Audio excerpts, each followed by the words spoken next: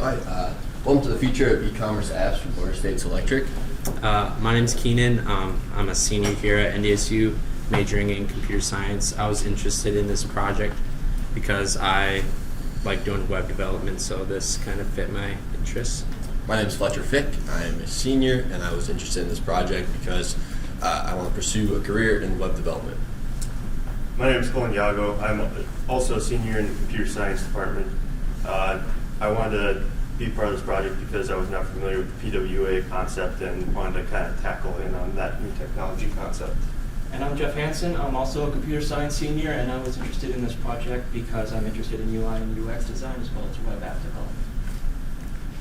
development. Just before we begin, we're going to do a quick overview on Florida State Electric. For those of you who do not work there and not familiar with the company, Florida State is a wholesale electrical supply company that provides products, materials, management, solutions, delivery, and logistics expertise to tens of thousands of customers. Also, I'd like to introduce our wonderful sponsor, Priyanka, who's been our main point of contact.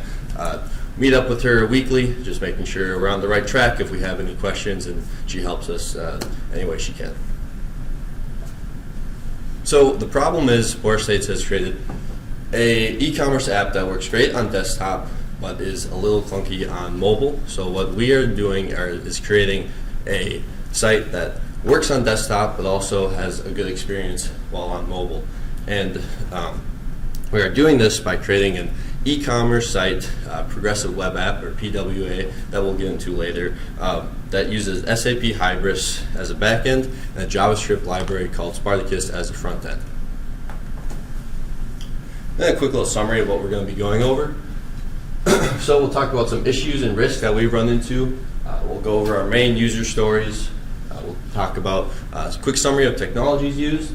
We'll showcase the site, and then we'll talk about what we've learned and what we want to do going forward. Then we'll have some time for some questions.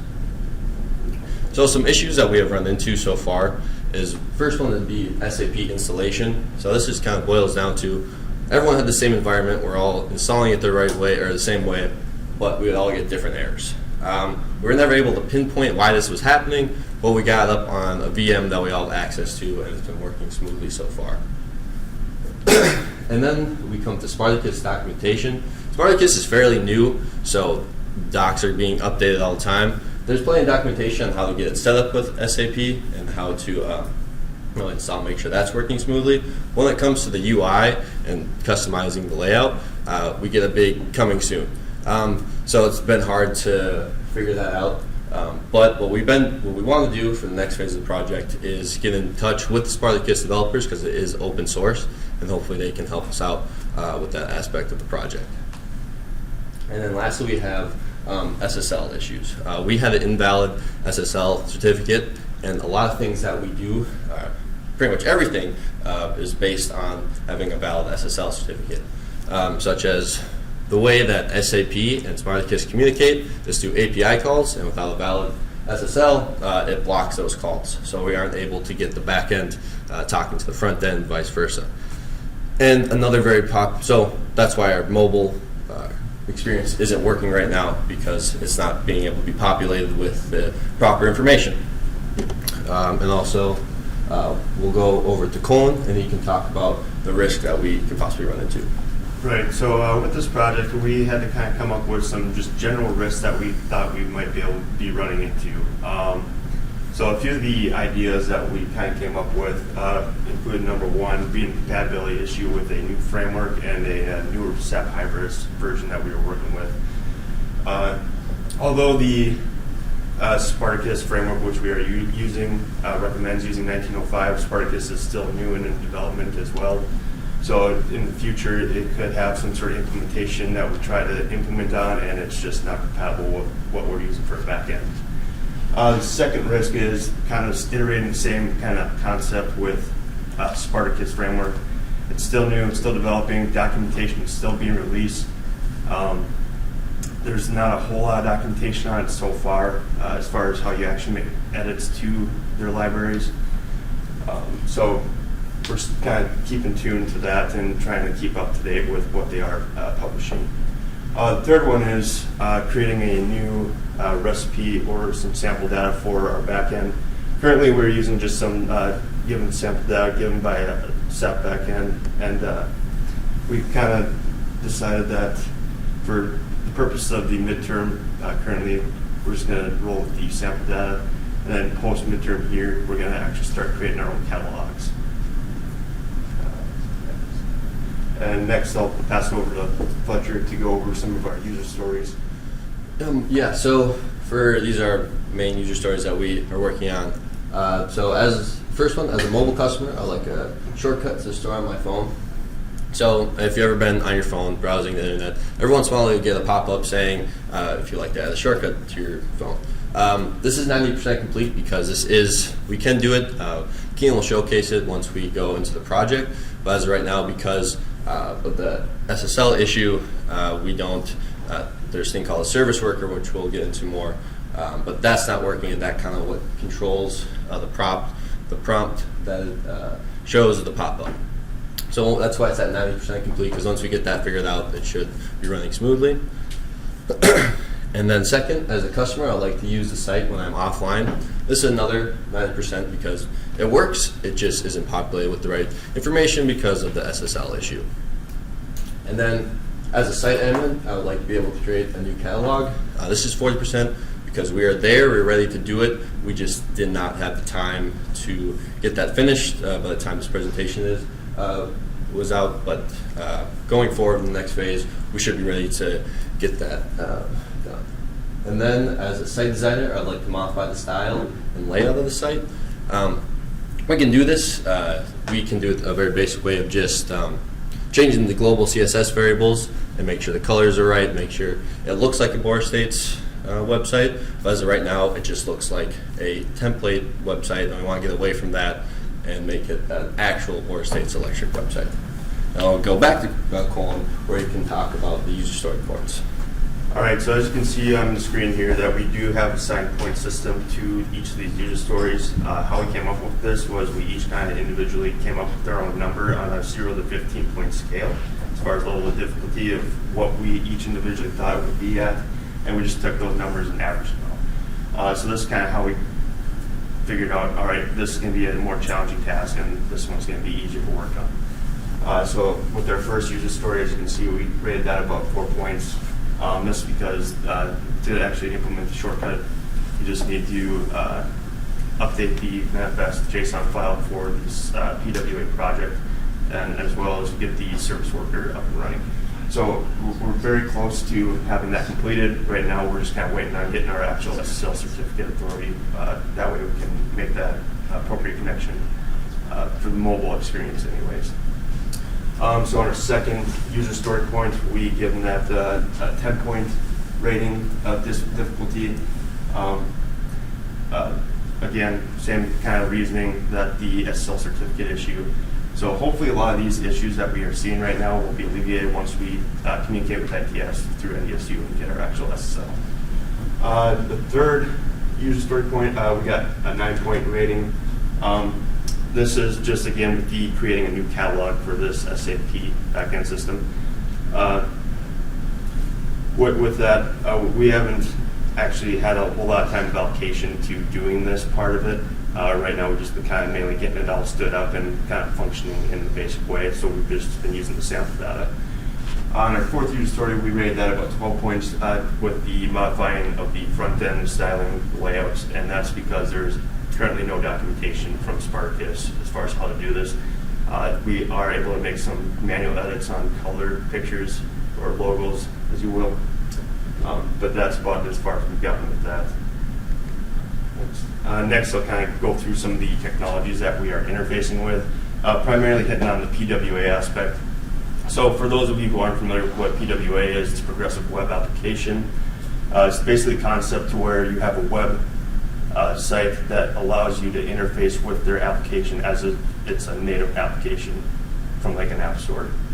So there are some key characteristics to an application that's like this.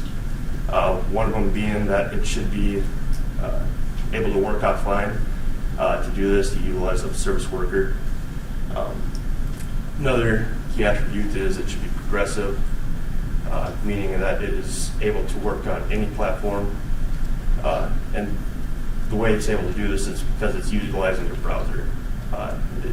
So browser compatibility. The main points of blocking are just like what features are enabled on a browser itself. Currently, all browsers are pretty good with the capabilities now, but initially when PWAs came out, there were certain browsers that worked better with others just because they had the functionality implemented. A couple other things with the PWA, you have to have a service worker. You need a manifest.json. This allows you to have your application actually look and feel like a native app on your phone, tablet, desktop as well. Basically, on the inputs of this, you would have like your logos, your short name, the actual description of the application itself. Some of the other technologies include Node.js, which is used on the back end. We are also utilizing Angular framework, but that's rolled into the Spartacus framework that we're using. So those two kind of go hand in hand. We're also utilizing SAP Hybris version 1905. Difference between 1905 and prior versions: 1905 allows you to do things like password resets and that kind of thing. Front end development, we're using Visual Studio Code Editor as well, just for some extra information. Thanks. Next, I'll pass it on to Keenan, and he will kind of give you guys a demo of what we've actually got so far. All right, so in order for a service worker to actually function, it has to be used over a secure connection. So it has to use HTTPS instead of just regular HTTP. So what we had to do for Spartacus is create a self-sign certificate to use with that. And then instead of the regular ng serve with Angular, we had to use the HTTP server with the -s to get that secure connection. So here I'm just going to show you a video of kind of the overall view of what we have so far. So as you can see, we got the BSE logo up the top there, and then their colors kind of in there as well. So this is just kind of the layout with all the sample data that SAP has provided for Spartacus. Just a sample electronics store. So we plan on changing this in the future, but right now we just wanted to get kind of everything functional in some way there. So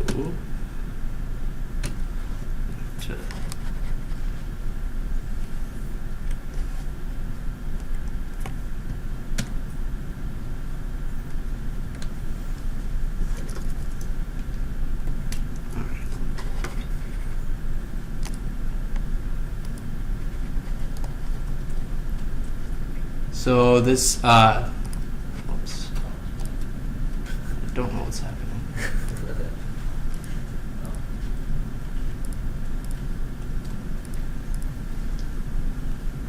We used the video, so we didn't have any problems like this, but I guess you just can't get away from it.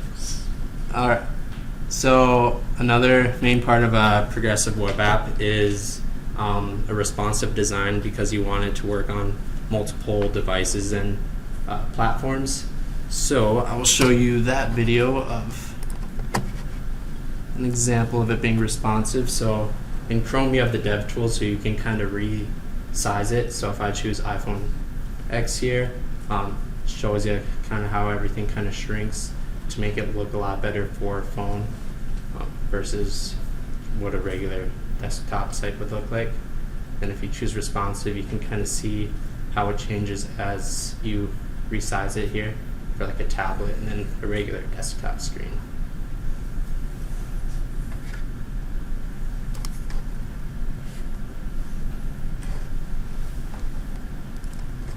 And then another main part, as they mentioned before, is the ability to add it to the home screen. So with Chrome on the desktop, from what we've researched, you don't get a prompt with that, but if you do go into the Chrome settings, there is an option to install it to your home screen. So I'll show you how we do that here. So you can see it says install Border States Electric.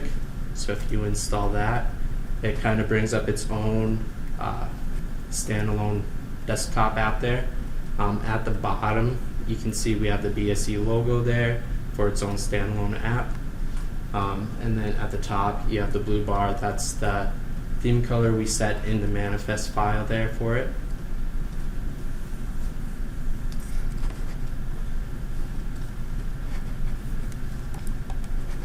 And then, so for the phone part, we do have that SSL error.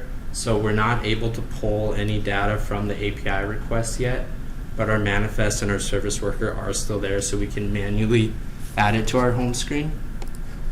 So I'll show you how that works. So if we go to the website with the IP address that we have it served on, and then if we go into the settings there, we can add to home screen there.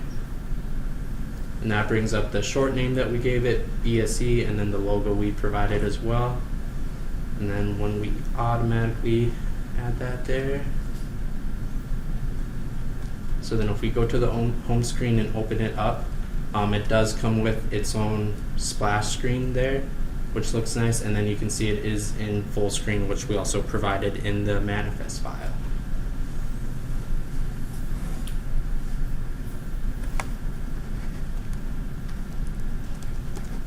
And then another major part of a PWA is the ability to use it offline. So if you have a weak internet connection or you just have no internet, you'd still like to be able to use the app. So for us, it's kind of tricky because all the data that we get is provided through the API calls. So we had to make sure that we've kind of visited each page before to make sure we are able to put that data into the browser's cache. So when you are offline, you are still able to load that. So I'll kind of demonstrate that here. So in the Chrome DevTools again, you have the ability to turn the network off to offline. So then you can see if we go to a new page there, we do get an error because it's still trying to make that API call, but we still do have that data there because it's all stored in cache.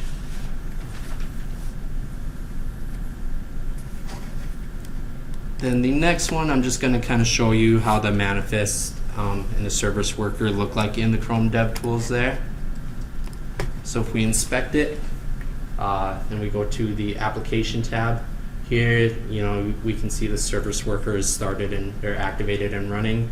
And then if we go over to the manifest file, we see all the information that we provided in that manifest file. So the color schemes, the names, the logos, and all that.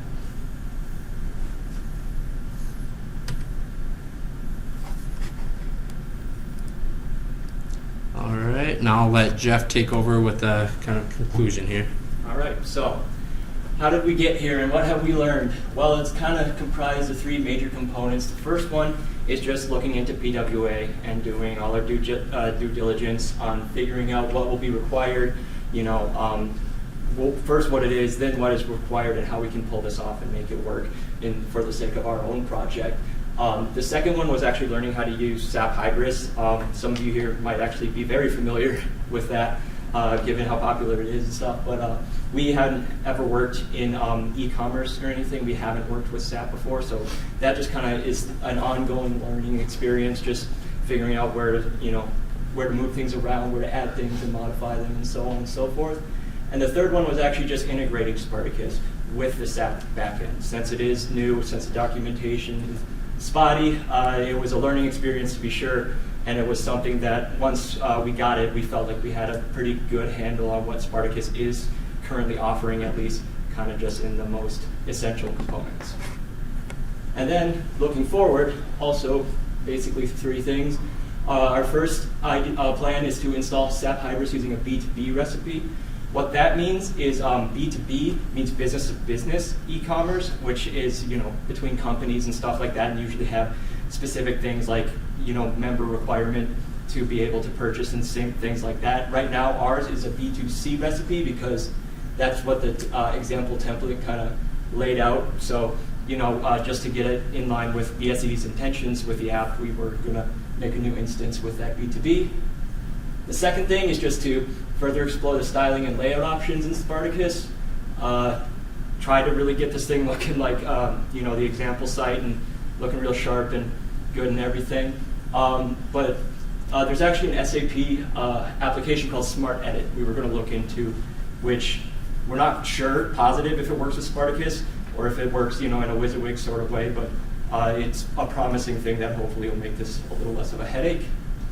And then we're just going to finish the PWA implementation, And that kind of the key factor in that is getting that SSL and security certification from ITS. And once that gets going, we're probably going to be able to see the PWA fully functional. And that's it for us. Are there any questions?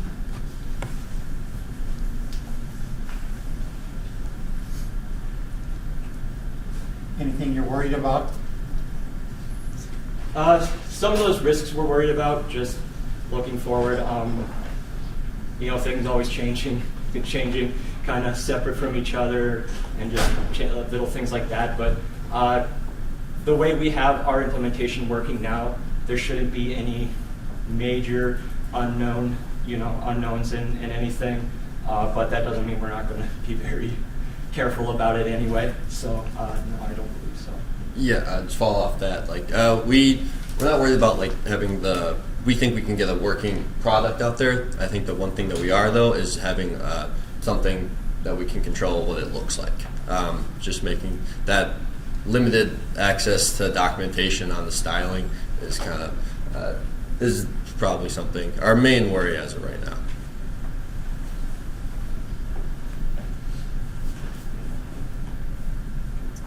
Thanks a lot.